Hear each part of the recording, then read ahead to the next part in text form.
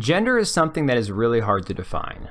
Now, traditionally, you would say that there are two genders, male and female, and typically, everyone's going to fall under one side or the other. But gender has become something that's a little bit more complicated these days. Whether it needs to be or not, it's a whole different topic. That being said, whether it's the TikTokers inventing their own gender, or it is simply not conforming to society's view of what traditional gender roles would be, gender is definitely a hot button topic that is causing a lot of headaches all over media and entertainment and, society as a whole. And there are several instances now where in entertainment industry, we are basically watching the eradication of what it means to be feminine. So Netflix has already ruined He-Man for a lot of fans by their bastardization of several key parts of the story, whether it's changing the characters, the personality, humiliating He-Man in his own TV show, or what they did to Teela. But now it would seem that Netflix ready to attack another beloved character in Faye Valentine. Now, I don't blame the actress Daniela Pineda for taking the role. In fact, I don't think she's unattractive. It's simply the fact that Netflix has chosen, intentionally I would say, to make the character less feminine, less desirable, less sexually attractive to the average male. Unfortunately, anime has a lot of very vocal, very loyal fans, and Daniela Pineda decided to attack them by mocking them for being sexist and thinking she wasn't tall enough and that she didn't have a big enough chest, and so on and so forth. Now, that was not the case. The fans were unhappy with choices for how the costume looked, and just the fact that Netflix didn't seem to respect the source material. I would also argue that the character is supposed to be from Singapore and she is of Mexican descent. Whatever happened to this idea that you can't play a different race? I mean, not my rules. I don't care who the voice actor is for any character. I really don't have any problem with that being a non-factor, but that's the world we live in today, so that's where we are now. Her comments were that she couldn't act or do stunts in a suit like that. It would sink up into her various crevices and so on and so forth. And that was their excuse. So instead, we have this. It's just not flattering. And she's not a bad-looking woman. As I'll show you up here next, she's worn less than this and looked perfectly fine in it, okay? So here's some examples of cosplayers. You spend $20 and you put together some random pieces of whatever, but some of them actually made it look really nice. No question who the character is, no question what the inspiration is, and no question that all of these women look feminine.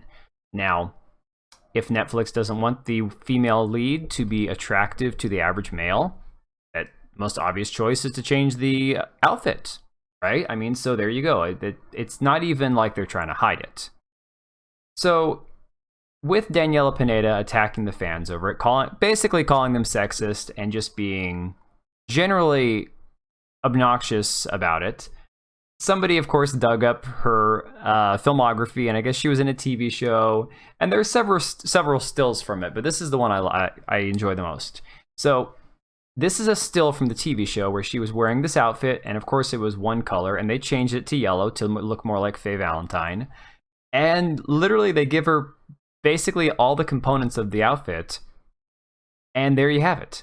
It's like you could just change all those things, keep that same outfit she has on, and the fans would have been thrilled because it would have looked like the character that they know.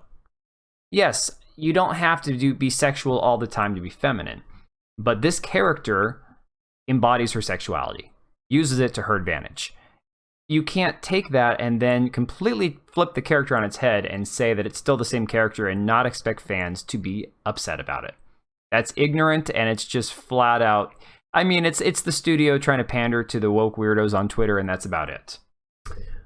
Now we have Netflix adapting a live version of One Piece, which again, these are animes that I've never watched. I don't have any love for anime. I have no problem with anime existing. I respect the fan base, but I'm not an anime watcher. Okay, I don't consume it. But One Piece apparently has been one of the largest running anime for, I think, 20 plus years now. Over 1,000 episodes, okay? Or chapters, as they call them. And now Netflix is going to make a live adaptation of that. And literally, I mean, you can just see it happening already. Look at these characters.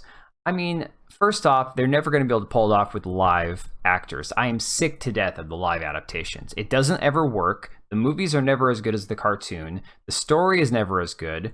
And it just never looks right. Okay? How are you going to do this gigantic dude back here, or this guy with the skeleton face, with live adaptation, or this little guy right here? You're going to have some botched CG, I'll tell you that. And then, of course, you have the traditional feminine anime-looking girl in a bikini. Well, that's going to have to go. So any of this right here is going to get just destroyed, taken right out of there, right? So what is Netflix's issue with women, with the female, the feminine stereotypes? Like look here. When they redid, when Kevin Smith created his version of He-Man, this is what he had to work with. Now, this is the original cartoon show. Obviously, it's a little rough. It's definitely, I mean, she looks female, right? But it's old school illustration. It's more the cartoon style that I grew up with. Okay. A little bit more updated version of it. Looks amazing. This, I would actually watch this, okay? She looks beautiful. She looks strong. She looks, you know, there's nothing wrong with this character. Absolutely great looking character. This is what Kevin Smith gives us. This is Teela. I mean, we have Teela here, obviously. Still looks like a dude. She has a guy's jawline. She's got a guy's biceps. And then when she decides to be a bitch from hell, she's got the shaved head and everything else. So basically, he took a female character that was a strong woman and just turned her into a man. So that's what, you know, that's what Netflix apparently thinks women are. It's just men without balls. I don't know. Maybe that's not my words. That's apparently what Netflix thinks. I mean, look at this. This is just terrible. Okay? Who honestly looks at this and thinks this is good? But this whole thing, if we're going to have a strong woman, she can't be feminine. We have to make her look like a man and give her a shaved head. This thing is like infiltrating everything we have nowadays in entertainment. I mean, look at Saints Row. Look at this character right here. Saints Row 3 is going to be a complete shit show. None of the fans want it. Saints Row's developers responded to the criticism that this apparently looks woke, which it does to me. I mean, literally, this like put these guys in some black clad with some Starbucks and put them in an Antifa riot, and literally that's what I would think they're from, right? But the developers responded with, well, Saints Row has always been woke. It's always been, you know, diverse, and it's like no one cares about their skin color. Look at the outfits. Look at the hair. It's like literally for social justice warriors waiting for a protest. That's what it looks like. But, you know, this is nothing new in video games. I mean, we've been having this happen for a little while now. Remember Miranda on the Mass Effect remake? I mean, look at this. The original over here, the camera pans down to her ass. Now, look, I'm not saying that you have to have an ass shot in every single scene. I personally don't care. I never even played the game. But over here, the more updated modern version, oh no, we got to make sure we're not focusing on the woman's ass, because God forbid the men are actually looking at her curves and her feminine wiles, you know, and her attractiveness. It's just awful. So for some reason, in Hollywood, we remember Black Widow, right? This recent hot mess that came out that was all about social justice and hashtag Me Too. Where during the presser, Scarlett Johansson decided it would be a great idea to basically say, oh yeah, Iron Man 2 was the worst thing that ever happened to me because, oh, I was so sexualized and objectified, and it was so, you know, looking back, it was like the lowest point of my career.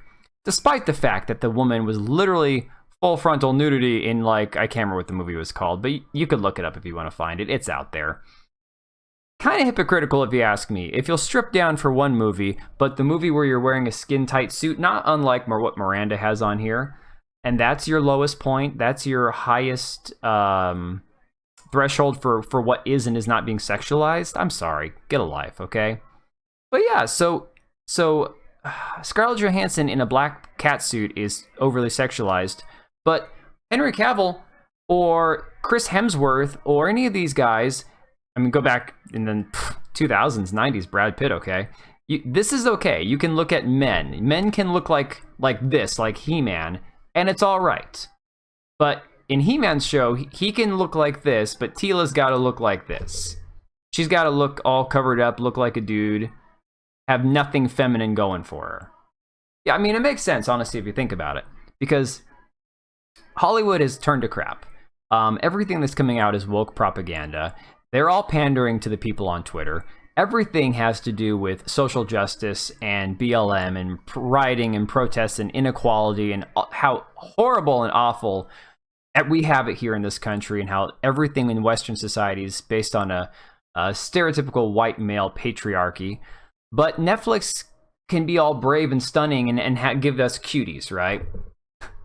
I don't even need to go into cuties. If you're aware of what's going on with Netflix when it comes to their live adaptations of anime, I'm sure you already heard about cuties, okay? But yeah, same company. So same company says, this is bad. Don't look at this. This is terrible. This is taboo.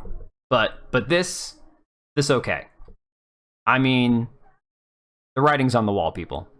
This is why I canceled Netflix. I want to see the next season of The Witcher, but honestly, I don't know if I can bring myself to give them any more money.